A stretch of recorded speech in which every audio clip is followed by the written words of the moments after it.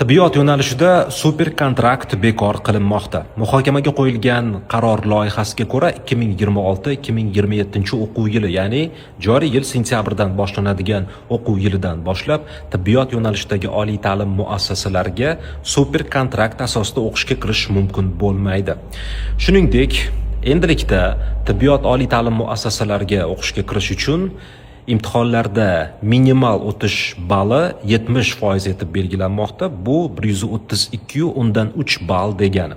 Shu vaqtga qadar mazkur foiz 30% edi, boshqa barcha oliy ta'lim muassasalari bilan bir xil edi, ya'ni 56,7 ball to'plagan holda tibbiyot oliy ta'lim muassasasiga o'qishga kirish mumkin edi. Endilikda esa abituriyent tibbiyot yo'nalishidagi oliygohlarga o'qishga kirish, ya'ni kontraktga ilinish uchun kamida 132,3 ball to'plashi kerak bo'ladi.